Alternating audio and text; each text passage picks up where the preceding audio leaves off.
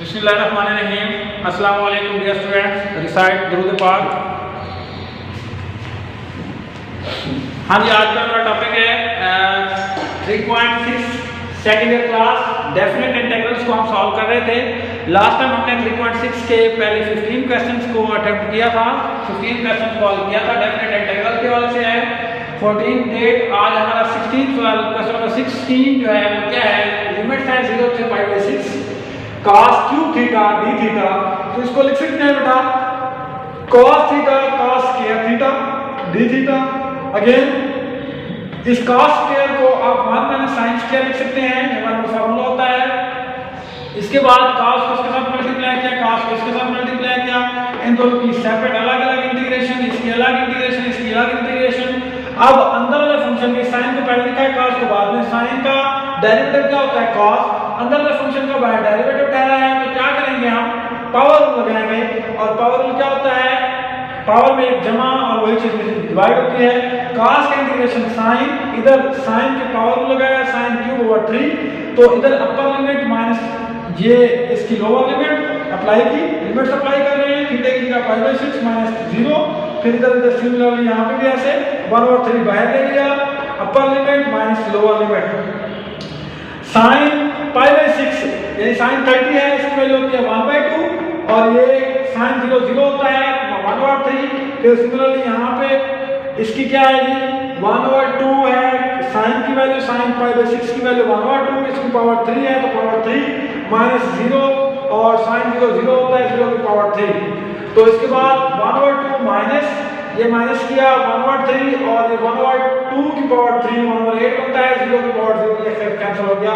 और 8 3 24, इन दोनों का एलसीएम लिया 24 एलसीएम, इसको इसके साथ सॉल्व किया तो 12 - 1 आ रहा है 11 और 24। ये हमारा आंसर है, ये रिक्वायर्ड आंसर है क्वेश्चन नंबर 16 का।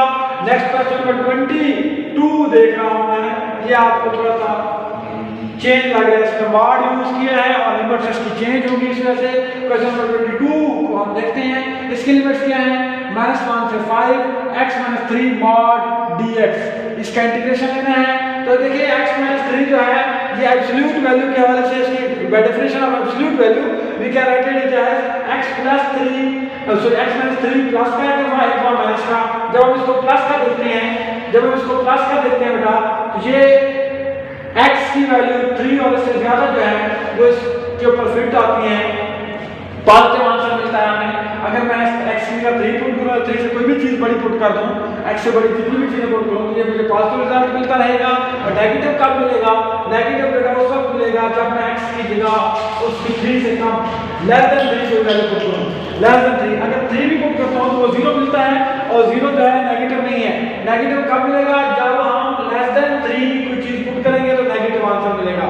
तो ये इधर से हमें इंफॉर्मेशन मिली कि जो लिमिट्स हैं वो 3 से कुछ इस इंटरवल में -1 से 5, यानी ये -1 यहाँ पे लेट से -1 है और यहाँ पे 5 है, तो ये इधर से इधर अगर 3 में लेता हूँ तो 1 से लेकर 3 तक यहाँ पे हमें मिलता है नेगेटिव आंसर।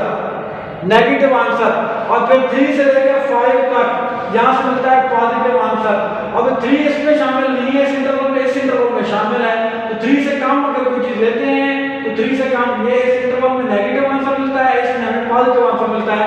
इस वजह से इसको हम अलग-अलग डिवाइड करते हैं, नेगेटिव वाले को अलग सॉल्व करेंगे, पॉजिटिव वाले को अलग सॉल्व करेंगे। तो इसकी लिमिट्स जो है चेंज की मैंने क्या बाय प्रॉपर्टी आपको समझाई थी डेफिनेट इंटीग्रल की।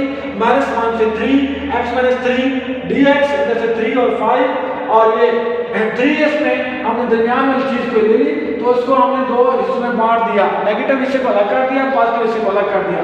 ये देखिए आप इसको हम लिख सकते हैं, ये चूंकि नेगेटिव हिस्सा है तो माइनस आ गया, इसका मॉड हटाएंगे, ये पॉजिटिव है तो इसका मॉड हटाएंगे तो ये पॉजिटिव हो गया।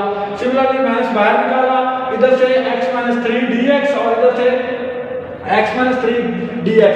अब अंदर वाले फंक्शन का बाहर डेरिवेटिव है तो पावर लगाते होते हैं, क्या बनेगा x - 3 की पावर 2/2। इंटीग्रेशन इसकी क्या है जी -1 से 3 इसकी लिमिट्स। और सिमिलरली यहाँ पे भी अंदर वाले फंक्शन का बाहर डेरिवेटिव है तो x - 3 इसका पावर 2, पावर लगा रहे हैं, पावर में जमा एक वही चीज डिवाइड करते होते हैं तो 3 से 5 ये इसकी लिमिट्स हैं। तो अब अपर लिमिट माइनस लोअर लिमिट इसके ऊपर अप्लाई करें तो क्या आता है, अपर लिमिट हमारे पास 3 है, 3 - 3 ओवर 2 माइनस लोअर लिमिट क्या है जी -1, इसका स्क्वायर भी है, सॉरी ऊपर वाले का स्क्वायर है, और ये -1 -3 इसका स्क्वायर ओवर 2। ये इसके ऊपर लिमिट अप्लाई की, अब इसके ऊपर लिमिट अप्लाई करते हैं।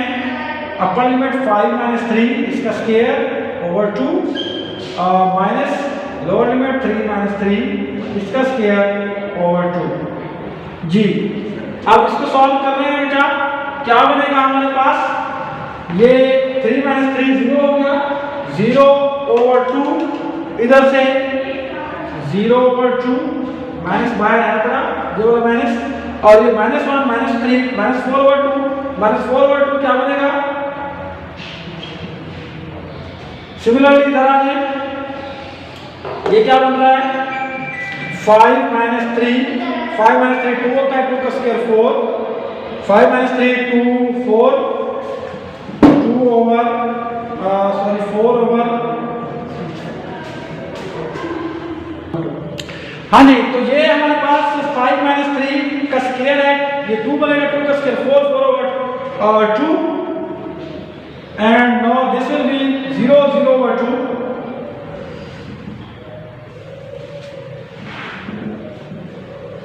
जी। अब इसको देखें, सॉल्व करते हैं, तो ये 0 होता है, 0 और समथिंग 0 होता है, ये माइनस प्लस 4, ये माइनस प्लस, और ये माइनस, ये 2 से इसको कैंसिल करें तो -2 आ जाएगा, और सिमिलरली यहाँ पे इसको 2 से कैंसिल करें तो प्लस का 2 आ जाएगा, और दिस इज इक्वल टू 0। ये हमारा आंसर है इस क्वेश्चन नंबर 22 का। क्वेश्चन नंबर 22 का आंसर हमें, हाँ जी देखिए बेटा, इसमें थोड़ी सी मिस्टेक हो रही थी, ये माइनस का है ना -4, तो -4 का स्क्वायर जो है +4 आंसर देगा, माइनस के ऊपर जो है पावर इवन आ जाएगा +4 आएगा, तो ये माइनस प्लस हो जाएगा, और ये 2 to the 4 ये 4 आंसर बनेगा, यहाँ से 2 और यहाँ से 2 to 4 ये आंसर बनेगा जी।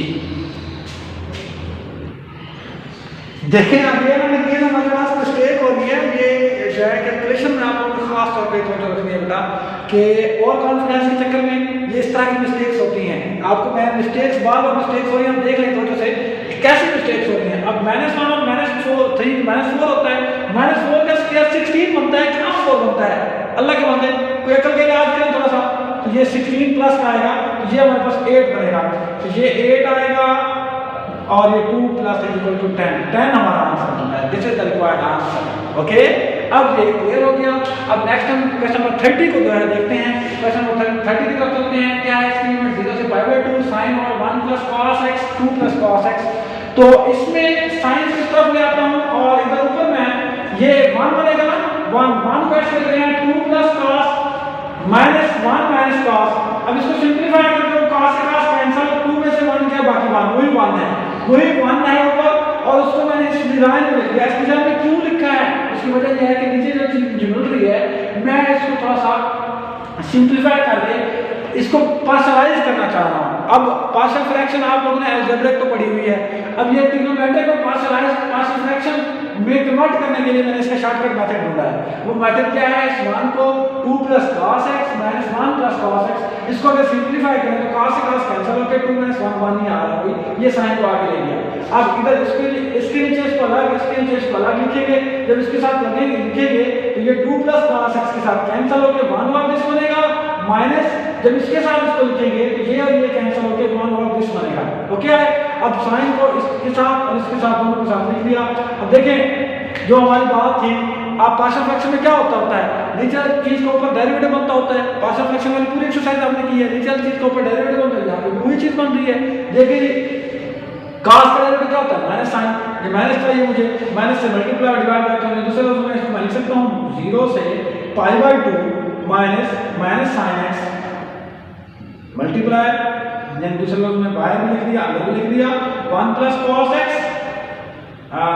dx, इसके साथ अलग, इसके साथ माइनस, ये माइनस की बजाय मैं इसको प्लस कर देता हूं, और ये वाला माइनस इसके साथ अटैच करके -sin x over 2 + cos x। अब cos का डेरिवेटिव क्या होता है, -sin dx।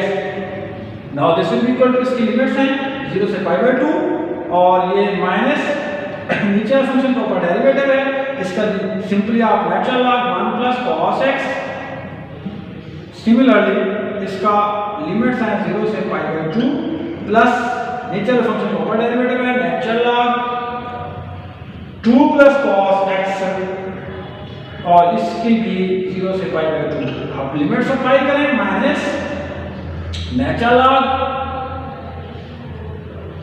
1 plus cos x की जगह π/2 cos π/2 upper limit minus lower limit put करेंगे क्या आएगा, ये माइनस यहाँ पे मैं ब्रैकेट लगा देता हूँ ताकि बाहर आए और ये माइनस हो जाएगा नेचुरल लॉग 1 प्लस cos 0। ये अभी इसके ऊपर अप्लाई किया, अब इसकी बारी है। अब बोर्ड की जगह तंग है तो क्या देखेंगे natural log 2 plus cos upper limit π/2 minus natural log 2 plus cos 0। देखेंगे लिमिट अप्लाई करते हैं जब तो cos π/2 क्या होता है, cos 90 पे 0 होता है और cos 0 1 होता है। ये 0 हो गया, मैं यहीं पे इसको शॉर्टकट कर रहा हूं, माइनस नेचुरल लॉग 1 बन जाएगा, ये 0 हो गया और ये minus minus plus natural log यहां पे 1 प्लस 1 प्लस cos 90 पे 0 नेचुरल लॉग 2 और ये माइनस नेचुरल लॉग ये 0 1 होता है तो ये आ जाएगा आपका भला करे नेचुरल लॉग 2 प्लस 1। फाइनली हमारे पास आंसर नेचुरल लॉग 1 0 होता है बेटा और natural log 2 plus natural log 2 minus natural log 3, ये हमारे पास आंसर बन रहा है। फाइनली इसके साथ जो हमारा आंसर बन रहा है ये गाल जी बेटा। अब ये नेचुरल लॉग ये 0 हो गया, ये नेचुरल लॉग 2, ये नेचुरल लॉग 2 और ये नेचुरल लॉग 3। तो आपके पास नेचुरल लॉग की प्रॉपर्टी यहां पे इसका आंसर मैं लिख रहा हूं क्या, natural log 2 plus natural log 2 minus natural log 3। तो लॉग की जो प्रॉपर्टीज है वो अप्लाई करते हैं, लॉग 2 प्लस 2 ओवर 3। जो प्लस हो होते हैं मल्टीप्लाई होते हैं, मल्टीप्लाई सॉरी प्लस नहीं है मल्टीप्लाई, और जो माइनस हो होता है वो डिवाइड होता है। ये लॉग की प्रॉपर्टीज हैं। तो नेचुरल लॉग 4 ओवर 3 ये इसका फाइनल आंसर है। ये क्वेश्चन नंबर 30 था। अल्हम्दुलिल्लाह आज ये एक्सरसाइज कंप्लीट होगी 3.6 डेफिनेट इंटीग्रल की, 3.7 इंशाल्लाह आगे प्रोसीड करेंगे। बाकी जितने भी क्वेश्चन हैं आप लोगों ने प्रैक्टिस करनी है, बहुत ही इंपॉर्टेंट एक्सरसाइज है बेटा 3.6 एक्सरसाइज। इसमें से लॉन्ग क्वेश्चन भी बनता है और शॉर्ट क्वेश्चन भी बनता है, डेफिनेट इंटीग्रल के हवाले से बहुत इंपॉर्टेंट है। बार बार मैं कह रहा हूँ आपने मैक्सिमम इसकी प्रैक्टिस करनी है, बहुत अच्छे से प्रैक्टिस करनी है, टाइम वेस्ट बिल्कुल नहीं करना। ओके, अल्लाह हाफिज़, अपना ख्याल रखिएगा।